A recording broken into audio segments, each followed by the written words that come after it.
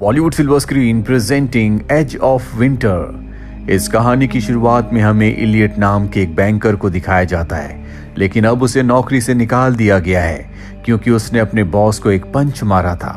वो अपनी जिंदगी में फ्रस्ट्रेटेड है क्योंकि उसकी वाइफ से उसका डिवोर्स हो चुका है और अब उसकी वाइफ अपने दोनों बच्चों को लेकर इलियट के पास आती है और अपने बड़े बेटे ब्रैडली और कैलेब को इलियट के पास कुछ दिनों के लिए छोड़कर चली जाती है ताकि वो अपने पिता के साथ कुछ टाइम स्पेंड कर सके। ब्रैडली, जो कि उसका बड़ा बेटा है, वो इलियट को बिल्कुल पसंद नहीं करता। उसका छोटा बेटा उसे पसंद करता है। अब ये दोनों के दोनों अपने कमरे में जाते हैं जहां पर कैलिब को बेड के नीचे गन मिलती है। ये दोनों भाई उस गन को देखना शुरू कर देते हैं और तभी इनके पिता एलियट अंदर आ जाते हैं, जो गन के साथ इन्हें देखकर बहुत गुस्सा हो जाते हैं। वो इन्हें डांटना शुरू कर देते हैं, पर जल्दी एलियट को एहसास होता है कि उसे अपने बच्चों से ऐसा बर्ताव नहीं करना चाहिए। वो अपने बच्चों से कहता है कि हम बाहर जाएंगे जहां मैं तुम्हें गन चलाना सिखाऊंगा। ये सुनकर कैलिब बहुत खुश हो जाता है। दरअसल इलियट अपने बच्चों के साथ एक अच्छा बॉन्ड बनाना चाहता है। अब ये गाड़ी से निकल पड़ते हैं। रास्ते में इलियट गैस स्टेशन पर रुकता है जहां पर वो अपने बड़े बेटे ब्रैडली का मोबाइल देखता है, जिसमें उसने अपनी मॉम को मैसेज किया होता है, जिसमें लिखा होता है कि डैड के साथ टाइम स्पेंड करना मुझे बिल्कुल पसंद नहीं है। इलियट मोबाइल को अपने पास छुपा लेता है और अपने दोनों बेटों को उस जगह ले आता है जहां पर वो काम करता है। यहाँ का गेट बंद होता है और इलियट गाड़ी से गेट को तोड़कर अंदर चला जाता है, जो देखकर उसका छोटा बेटा बहुत खुश होता है। अब वो अंदर जाने के बाद अपने बड़े बेटे ब्रैडली को गन चलाना सिखाता है। वो गन चलाने के सभी नियम उसे बताता है, पर ब्रैडली उन नियमों का पालन नहीं करता, जिससे उसके कंधे पर झटका लगता है और वो गिर जाता है। इससे उसे बहुत एम्बैरेसमेंट होती है, साथ ही उसे गुस्सा भी आता है। इसीलिए वो गाड़ी में आकर बैठ जाता है और अब इलियट अपने छोटे बेटे कैलिब को गन चलाना सिखाता है। उसके सामने खरगोश होता है। वो कैलिब से कहता है कि उस पर निशाना लगाओ।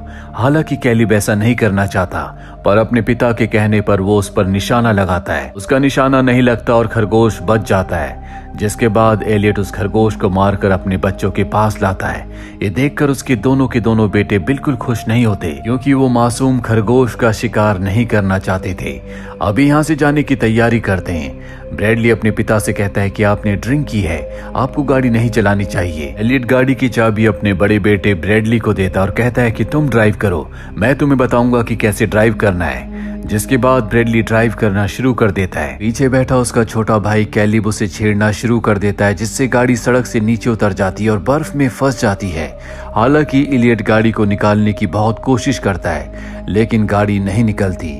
अब पूरा दिन इसी तरह से बीत जाता है। रात हो जाती है और ये सब के सब गाड़ी के अंदर होते हैं, जहां पर इलियट अपने दोनों बेटों से कहता है कि मैं तुमसे बहुत प्यार करता हूं। अभी उसका छोटा बेटा कैलिब कहता है कि हमारे स्टेप फादर का प्रमोशन हुआ है, जिस वजह से हमें लंदन शिफ्ट होना होगा। इसका मतलब ये है कि वो हमेशा के लिए अपने बच्चों से दूर हो जाएगा। इलियट सुनकर अपना आपा खो बैठता है और अपने हाथ को, जो कि इंजर्ड होता है, उसे जोर जोर से स्टीयरिंग पर मारना शुरू कर देता है। ये देखकर उसके दोनों बेटे डर जाते हैं क्योंकि उन्होंने इलियट का ये रूप पहले कभी नहीं देखा था। अब ये तीनों के तीनों गाड़ी में ही सो जाते हैं। अगली सुबह तय करते हैं कि ये तीनों के तीनों पैदल ही यहाँ से बाहर निकलेंगे। ये तीनों यहाँ से आगे बढ़ जाते हैं। कुछ दूर जाने के बाद इन्हें एक घर दिखता है और जब ये उस तरफ जा रहे होते हैं तभी ब्रैडली के नीचे की बर्फ टूट जाती है, वो पानी में गिर जाता है, लेकिन एलियट उसे बचाकर बाहर निकाल लेता है। और अब ये तीनों के तीनों उस घर के अंदर जाते हैं, जहां पर उसका बेटा उससे पूछता है कि हम अपने घर कब जाएंगे। एलियट कहता है कि मुझे नहीं पता, मैंने सब कुछ बर्बाद कर दिया, लेकिन अब मैं तुम्हें अपने आप से दूर नहीं जाने दूंगा। अब रात हो जाती है और तभी यहाँ पर दो लोग आते हैं जो दोनों के दोनों शिकारी हैं। वो इलियट को बताते हैं कि हमारी गाड़ी बर्फ में फंस चुकी है, इसीलिए हमें यहाँ पर शेल्टर चाहिए।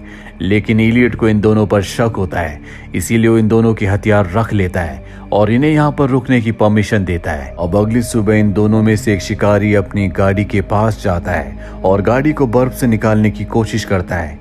तभी वहां पर इलियट आ जाता है। वो इलियट से मदद मांगता है। इलियट उसकी मदद करने का नाटक करता है और जैसे ही उसे मौका मिलता है वो उस शिकारी के ऊपर हमला कर देता है और उसे जान से मार देता है। हालांकि इलियट ऐसा नहीं करना चाहता था, पर गलती से उस शिकारी की अब मौत हो चुकी है। धीरे धीरे एलियट अपना दिमागी संतुलन खो रहा है। वो नहीं चाहता कि कोई भी यहाँ से जाए और मदद लेकर आए, क्योंकि वो अपने बेटों के साथ यहीं पर रहना चाहता है। दरअसल ये पूरा का पूरा एलियट का प्लान है। उसने पहले से इस जगह को देखा हुआ था और यहाँ पर खाने पीने की जो भी सप्लाई है उसी ने इस घर पर रखी थी, ताकि वो अपने बेटों के साथ यहाँ पर आए और हमेशा के लिए रह सके।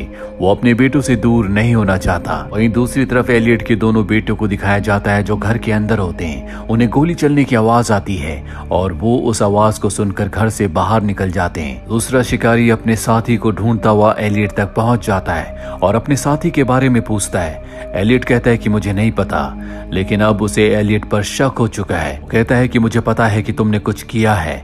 इससे एलियट को बहुत गुस्सा आता है। वो अपनी गन उठाता है, पर इससे पहले कि वो उसे शूट करता उसके दोनों बेटे वहां पर आ जाते हैं, जिससे वो शिकारी बचकर वहां से भाग जाता है। अपने पिता एलियट की ये हरकत देखकर दोनों के दोनों बच्चे डर जाते हैं। वो समझ जाते हैं कि एलियट उन्हें यहाँ से कभी नहीं जाने देगा। इसीलिए वो घर आने के बाद तय करते हैं कि वो यहाँ से निकल जाएंगे, ताकि किसी तरह से रोड तक पहुंच सके और वहां से किसी से मदद मांगकर इस जगह से निकल जाएं। दरअसल ये दोनों ही अपने पिता एलियट के साथ नहीं रहना चाहते और अब ये खाने की सप्लाई और अपना सामान लेकर घर से निकल जाते हैं। और जब रात होती है तो इन तक एलियट पहुंच जाता है। एलियट कहता है कि तुम मुझे बिना बताए यहाँ पर कैसे आ गए। ब्रैडली एलियट से कहता है कि तुम अच्छे पिता नहीं हो, जिससे एलियट को गुस्सा आता है। इन दोनों की लड़ाई हो जाती है। ये देखकर कैलिब डर जाता है। वो अपने पिता से कहता है कि हम मदद ढूंढने की कोशिश कर रहे हैं, प्लीज आप ब्रैडली को छोड़ दो। ये सुनकर वो ब्रैडली को छोड़ देता है और वापस इन्हें केबिन में ले आता है। यहाँ पर अब उसे समझ में आ चुका है कि उसके दोनों बेटे उसके साथ नहीं रहना चाहते, इसीलिए वो इन दोनों को कमरे में बंद कर देता है। यहाँ पर कैलिब को भूख लग रही होती है और अब ये इस जगह से निकलना चाहते हैं। फ्लोर की जो लकड़ी होती है उसे ब्रैडली खोल देता है, लेकिन वो उसके अंदर नहीं जा पाता क्योंकि उसका साइज बड़ा है।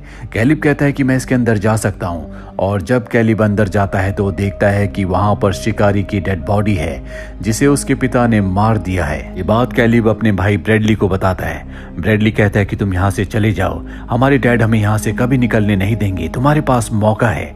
लेकिन कैलिब अपने भाई ब्रैडली को छोड़कर नहीं जाना चाहता और ब्रैडली उसे समझाता है कि तुम्हें यहाँ से जाना होगा और मदद लेकर आनी होगी।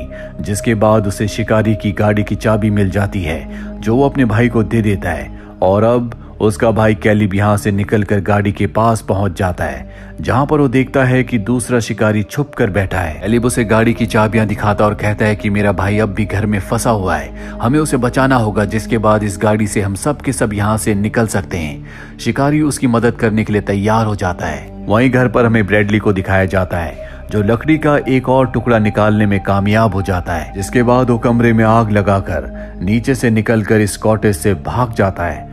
आग देखकर एलियट अंदर आता और देखता है कि उसके दोनों बेटे कमरे में नहीं है। वो समझ जाता है कि दोनों के दोनों यहाँ से भाग चुके हैं, इसीलिए अब वो ब्रैडली का पीछा करना शुरू कर देता है। जल्दी वो ब्रैडली को पकड़ लेता और कहता है कि तुम मुझसे दूर नहीं जा सकते, अब हमेशा हम साथ रहेंगे, मैं तुमसे बहुत प्यार करता हूँ। कैलिब और शिकारी ये सब कुछ देख रहे होते हैं और तभी कैलिब अपने पिता के सामने आ जाता है और उन्हें काम डाउन करते हुए कहता है कि हम यहाँ पर सब मिलकर रहेंगे, हम यहाँ पर शिकार करेंगे, फिशिंग करेंगे।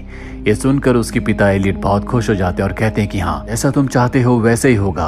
और तभी मौके का फायदा उठाकर शिकारी उसके पीछे से उस पर हमला कर देता है, लेकिन एलियट उससे ताकतवर है, इसीलिए वो उसे बहुत बुरी तरह से मारता है, जिससे उस शिकारी की मृत्यु हो जाती है। और अब ब्रैडली और कैलिब गाड़ी तक पहुंच चुके हैं। वो गाड़ी को स्टार्ट करके यहाँ से निकल ही रहे होते हैं कि तभी वहां पर एलियट पहुंच जाता है। वो गाड़ी के शीशे को तोड़ देता है। वो गाड़ी के अंदर आना चाहता है, इन्हें रोकना चाहता है, लेकिन कैलिब अपने पिता को किक करके नीचे गिरा देता है। जिसके बाद ब्रैडली गाड़ी की स्पीड बढ़ाता है और यहाँ से निकल जाता है। इन दोनों भाइयों ने एक दूसरे को पकड़ा हुआ है, इनकी आंखों में आंसू है और अब इन्हें मदद की तलाश है। एलियट अपने बच्चों को गाड़ी से अपने से दूर जाता हुआ देख रहा होता है। बच्चे जिन्हें वो हमेशा के लिए अपने पास रखना चाहता था, जिनसे वो बहुत प्यार करता है, अब उसकी जिंदगी से हमेशा के लिए दूर जा चुके हैं। इस कहानी से हमें सीखने को मिलता है कि भले हम किसी से कितना भी प्यार क्यों ना करें, पर किसी को भी अपनी जिंदगी का हिस्सा बनाने का सिर्फ एक ही तरीका है और वो है प्यार, जिसे एलियट नहीं समझ पाया और उसके बच्चे हमेशा के लिए उससे दूर हो गए। तो ये थी पूरी कहानी एज ऑफ विंटर की। उम्मीद करते हैं कि ये कहानी आपको पसंद आई होगी।